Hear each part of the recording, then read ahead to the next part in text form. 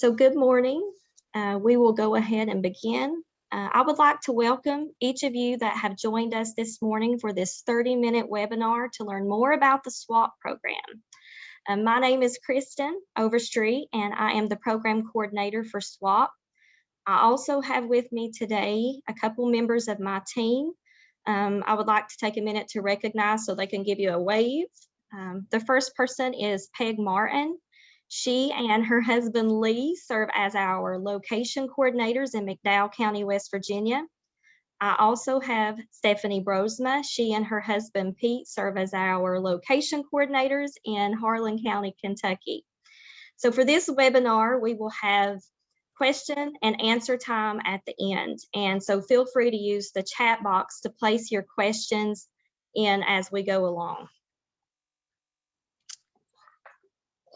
So MCC Appalachia SWAP is a service and learning program with Mennonite Central Committee. We use the acronym SWAP, which represents the act of sharing with Appalachian people. Our mission is to provide safe, warm, and dry homes throughout Appalachia.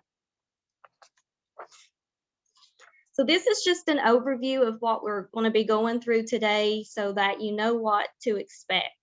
The first part in today's webinar we will be discussing is our SWAP program, who our program serves, where we serve, why we serve there, and just an overview of how our program works. We will also take a moment to look at how a homeowner in need applies to our program. We will also take a look at volunteering for SWAP and how groups or individuals can get involved with our program as a volunteer. We will also be providing some information about some summer staff opportunities, and at the end, we will answer any questions that you have about the information presented. So for the sake of time, this is only a 30-minute webinar, and there's lots of topics that we could go over, but this is kind of what we're limited to today. So the first question a lot of people have for our program is, what is SWAP? So SWAP is a home repair program that addresses substandard housing needs in Eastern Kentucky and West Virginia, areas where many have suffered severe economic and personal hardship with the transformation of the mining industry. Both areas have been identified as being one of the poorest communities in the United States. Harlan County, Kentucky, and McDowell County, West Virginia rank in the top 10 poorest counties in the U.S., with Harlan County having a 31.1% poverty rate and McDowell County having a 33.8% poverty rate.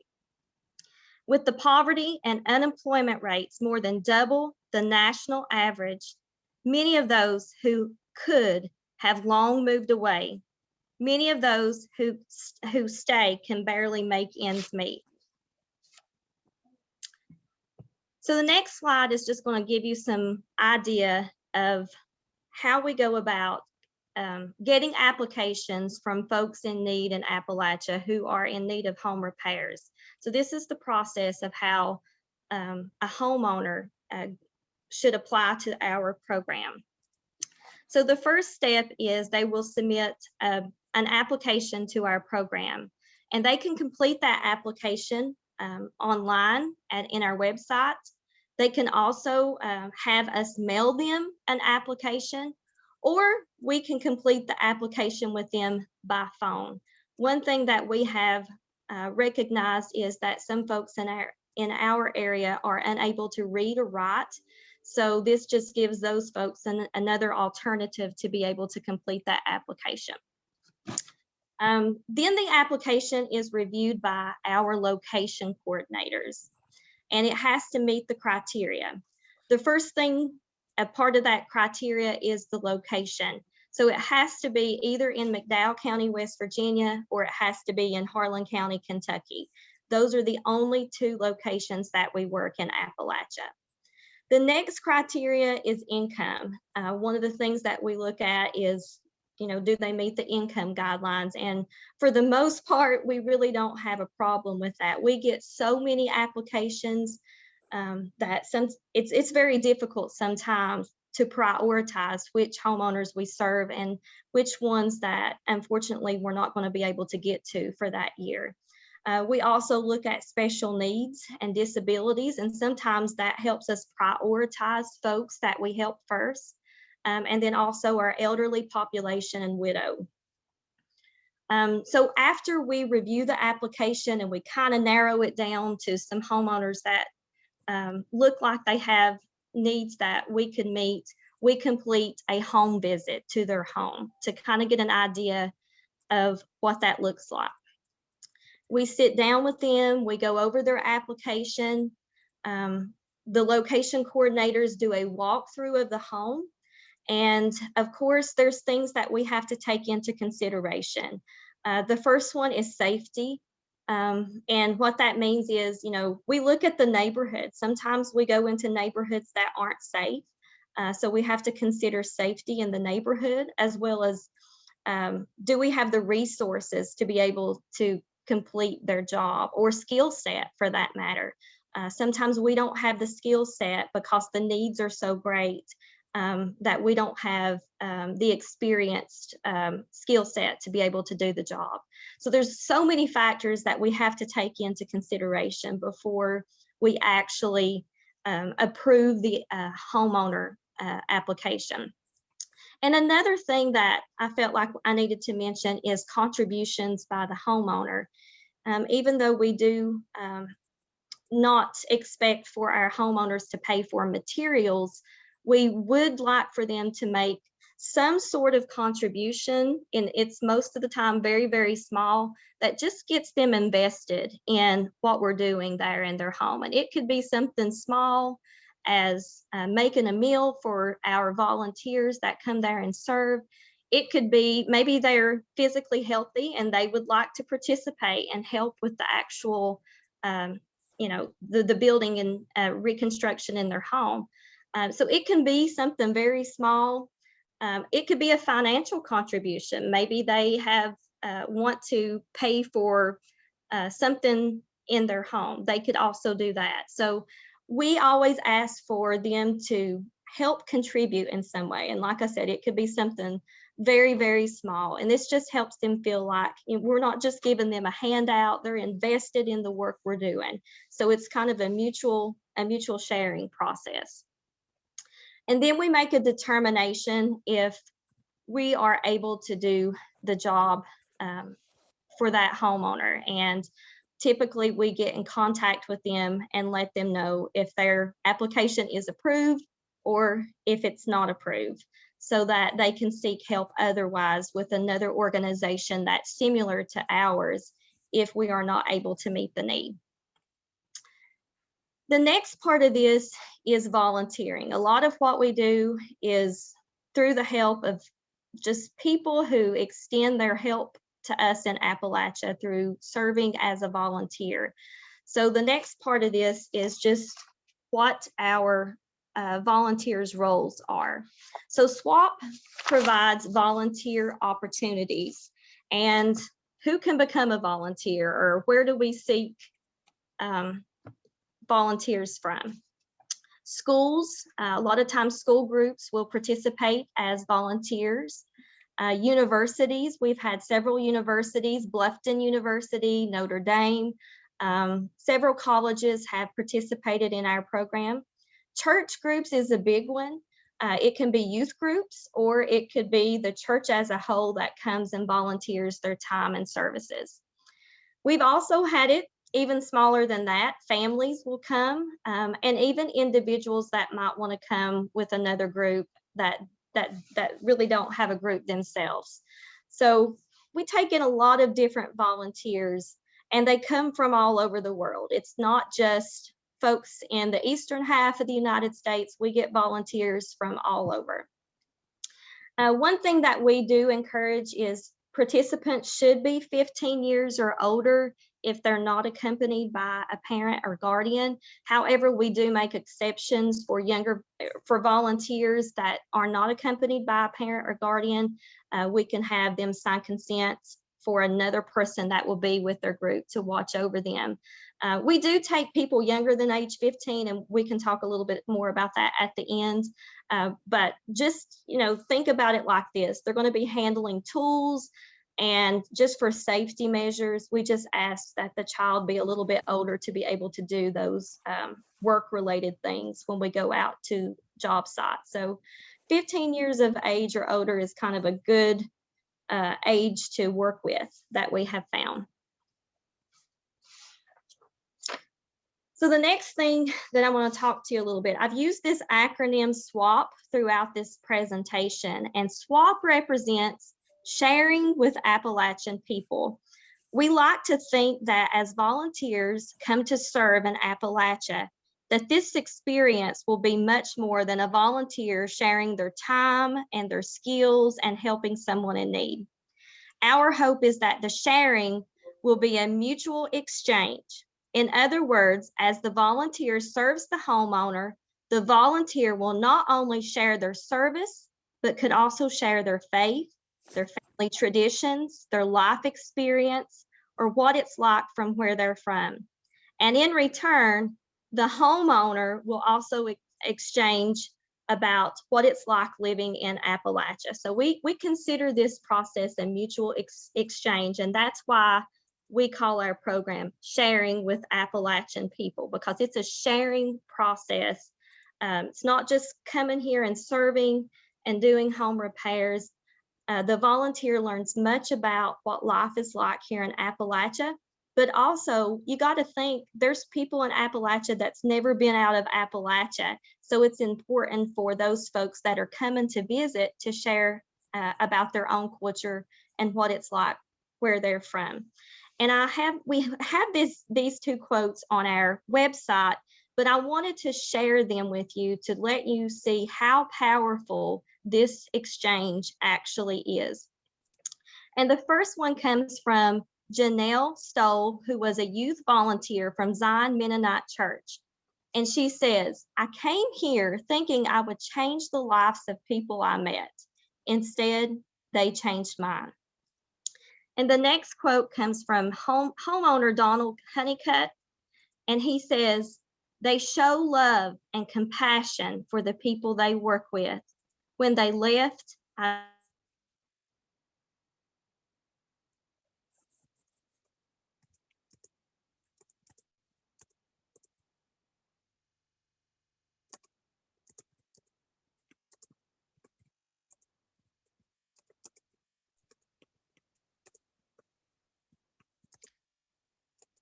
It looks like Kristen is maybe having some connection issues. Please, she will be back momentarily.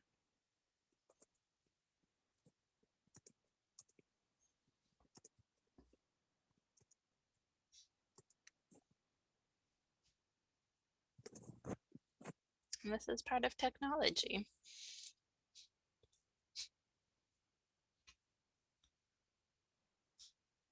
Hi, Kristen. Looks like you're back.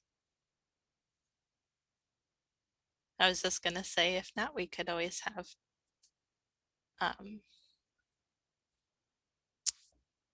Peg, you could always share a story of your current work as well.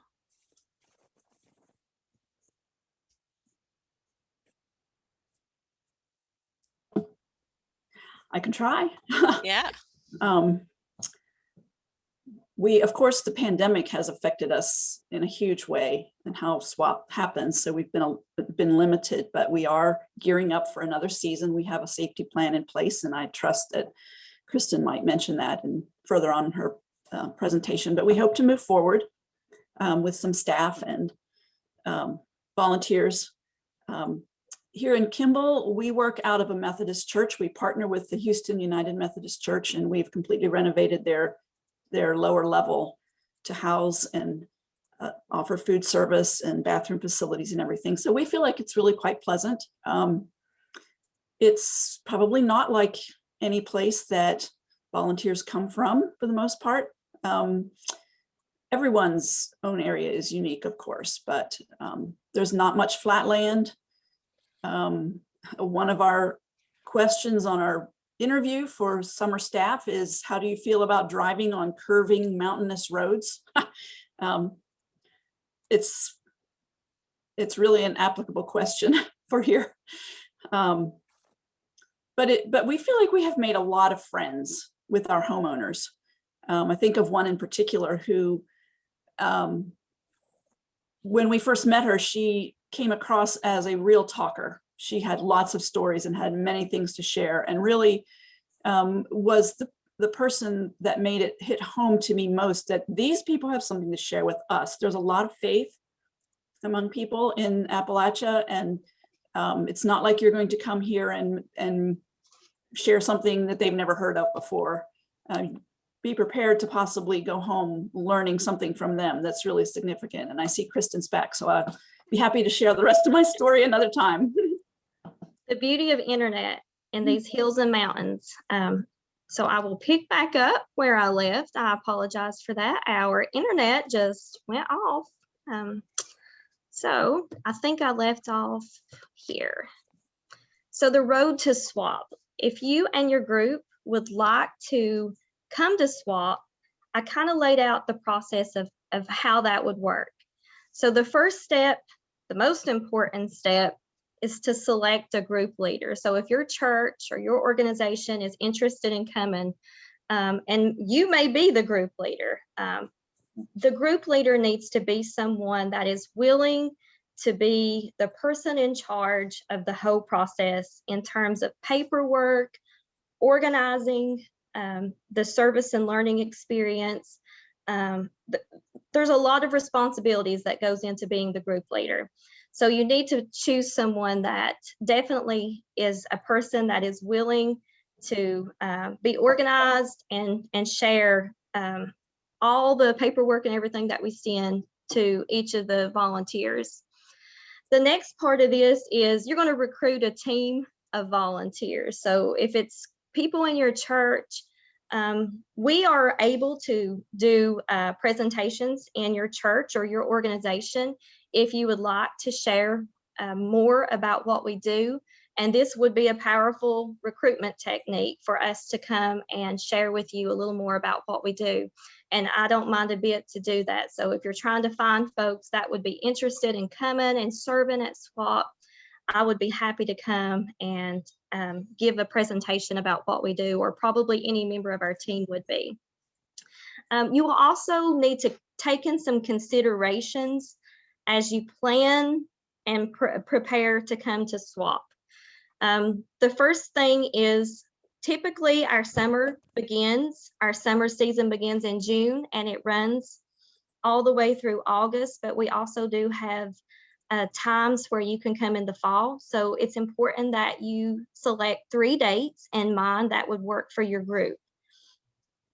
Also, one of the things about our program is it's important for your group to kind of financially plan and make arrangements of how you plan to maybe fundraise or receive the money for this experience.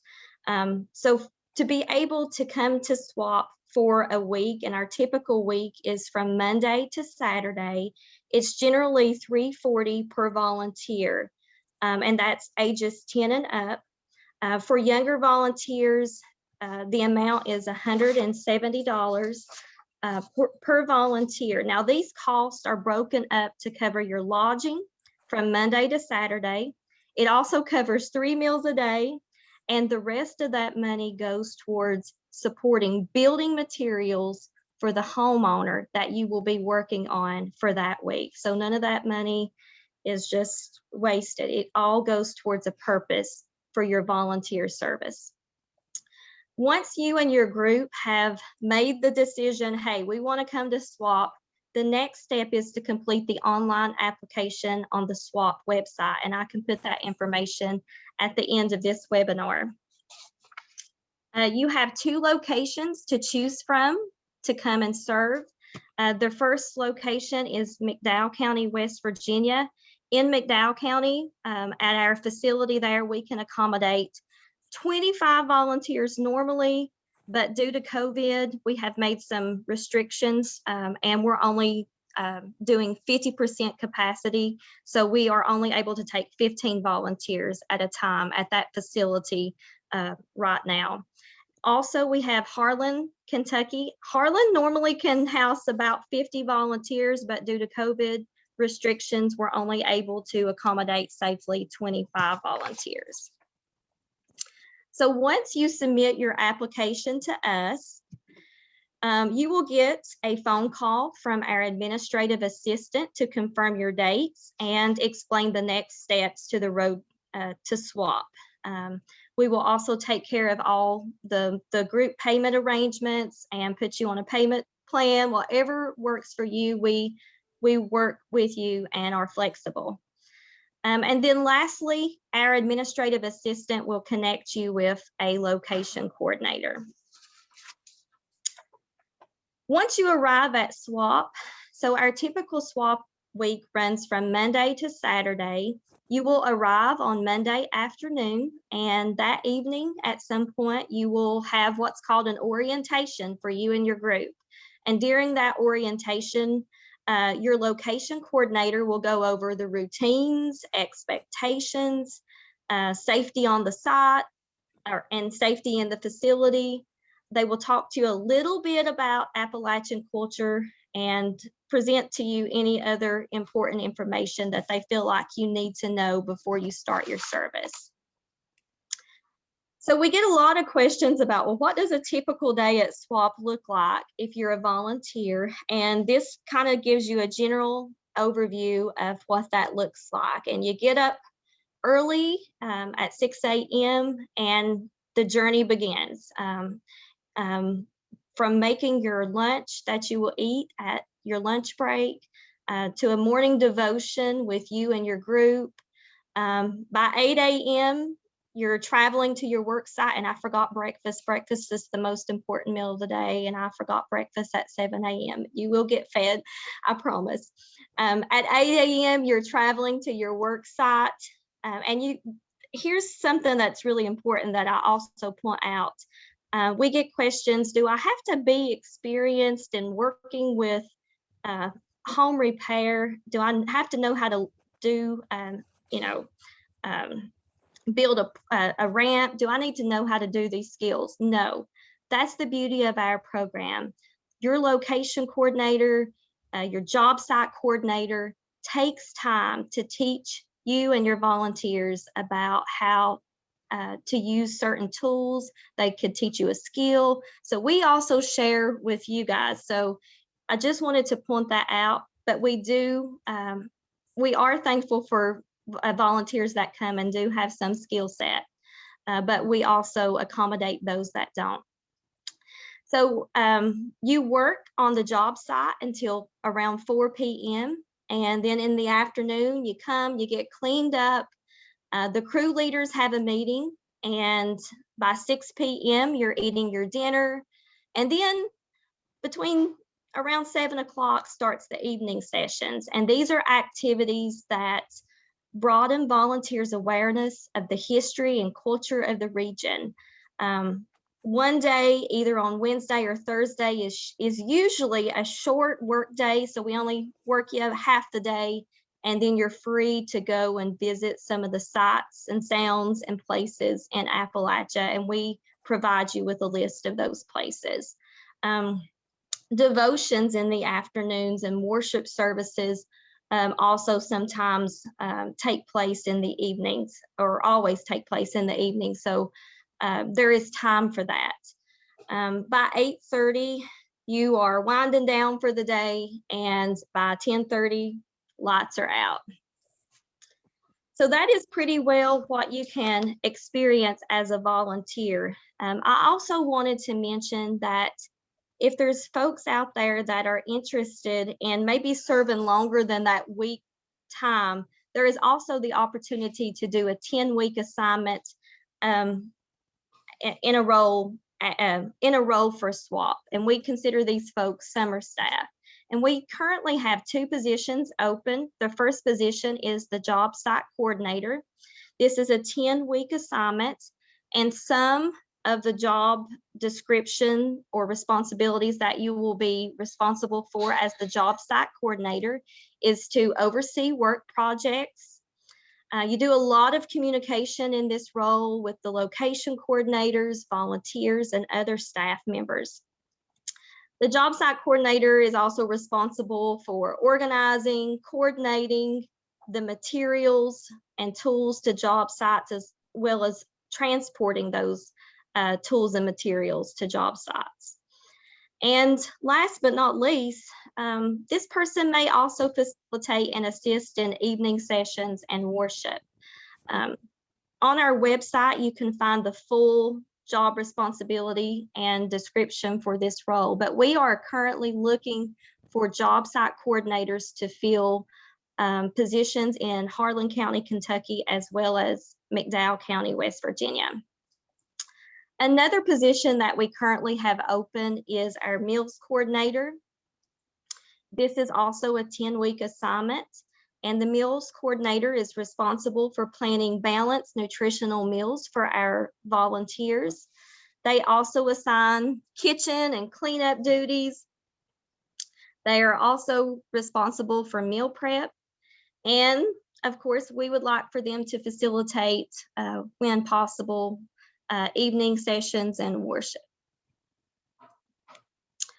So we've had some questions about how have you adapted your program due to COVID? And last summer we had to make a lot of changes in our program, and we were not able to host any volunteers during our last season of SWAP. And we had about 700 volunteers that were planning to come last summer, and we didn't get to host any due to COVID. So we have made some changes. This is just kind of a summary of those changes. For scheduling, we have reduced capacity at both of our facilities. So in Harlan County, Kentucky, typically they can hold up to 50 people. We're only going to be able to accept 25 people. And at our site in McDowell County, West Virginia, we will only be able to accommodate 15 people safely. We've also staggered weeks, which means that one group may come 1 week, and then we will not host any groups in between, which means we will have a week where we clean and sanitize the facility before the next group comes. So we've kind of staggered our groups to where we have a group every other week. We also have put in place one group at a time. So there won't be several groups at the facility that you will have to share a space with. As far as the facility goes, part of your orientation is going to just be talking about good hygiene, frequent hand washing, wearing masks, routine cleaning and disinfecting of the bathrooms, equipment that is frequently used. We have also made changes in the way that we serve our food. So for breakfast, lunch, and dinner, we will only have one person, 2 people at the most, handling that food. It won't be buffet style to where multiple people are coming in a line and handling the same item. So we've got a plan in place for food handling as well. For the job site, for the most part, our hope is to work on exterior projects when possible and interior projects only when safety can be assured. And that is our hope. So to wrap up this webinar, I would just like to invite each of you to join us for a week of service in Appalachia. We hope that you will take time to visit our website, and I will put that website in our chat box. But we open up the opportunity to ask questions or any comments or feedback that you might have about our presentation today. And I have Peg and Stephanie with me that are able to answer any specific questions about what it's like at the facility or what that you can expect. in the facility. So I'm going to unshare my screen. So if anyone have any questions in the chat box. I had just two things to add. This year was not completely typical, but on a typical year, we are happy to have volunteers in the spring season as well. That's become a popular time of year, spring break groups and from universities and churches and so forth. So we pretty much can run a year-round program. So if you're interested in coming not in the summer, we're happy to try to accommodate that. And then I also want to encourage you that you don't have to be Mennonite to come. We welcome people from all denominations. We've had plenty of Presbyterian, Lutheran, Catholic, non-denominational, Baptist, so forth. So all are welcome to come and volunteer.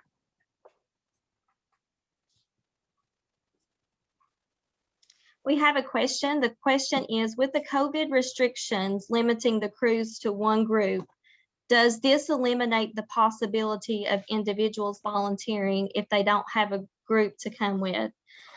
Unfortunately, probably yes for this current year, but we are hoping that, you know, the possibility may be by the next year that we would be able to host multiple groups at the same time. But for the current year, it would be difficult to just take one person in our facility because of, you know, it's a big facility and we do have to provide, you know, we have to open it up. And so it would be hard to accommodate just one person for this coming year. Thank you for that question. If there's individuals that are interested, I would encourage them to ask about alternate times of the year.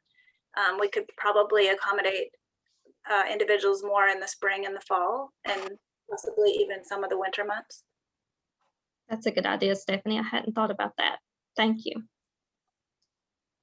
I have a comment just about the summer staff positions. If some of those job descriptions in brief look daunting, don't be afraid of that, because all of those tasks happen under the supervision of your location coordinator. So you're not expected to have all of those skills, but we hope that you could work well with people and be able to take instructions.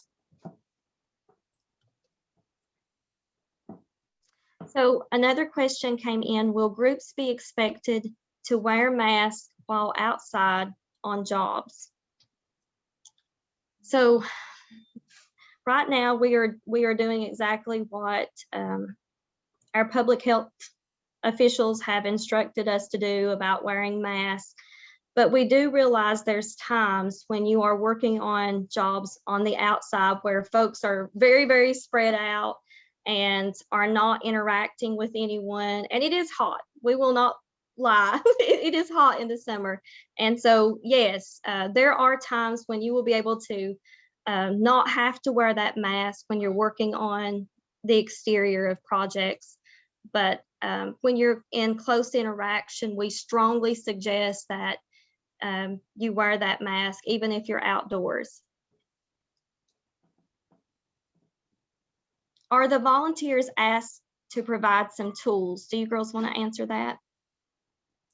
I would say generally you don't need to. We have all the tools you should need. Occasionally there will be someone in the group who has lots of experience and wants to bring their own equipment.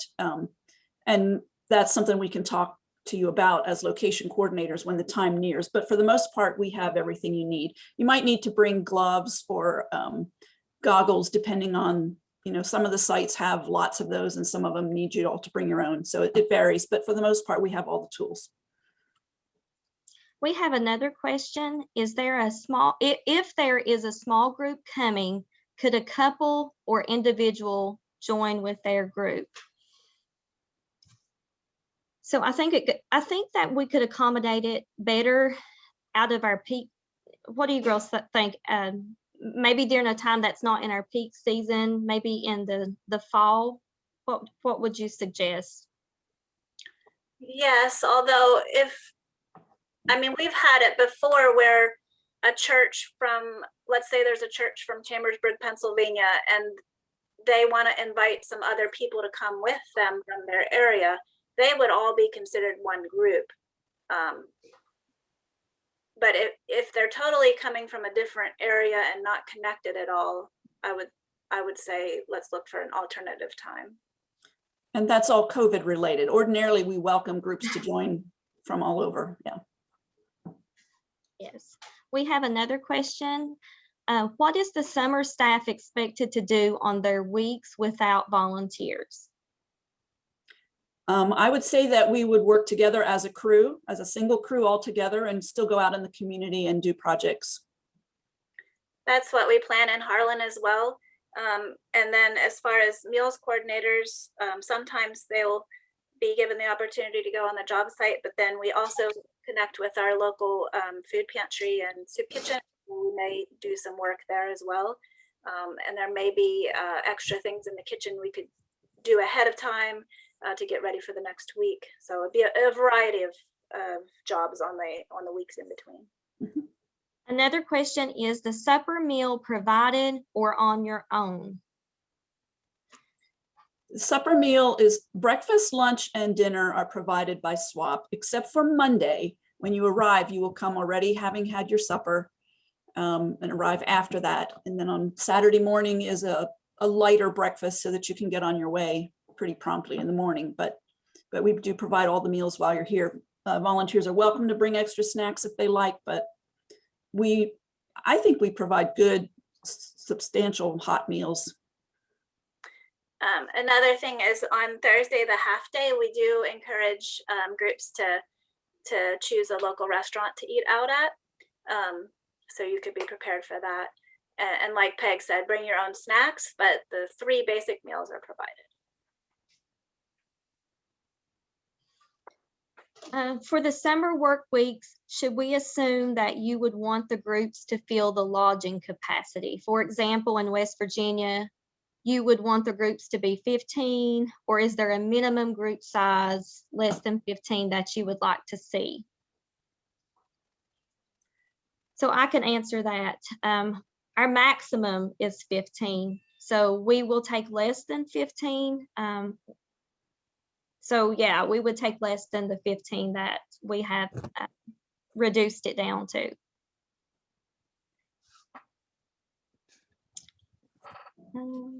Any other questions that we have? All right.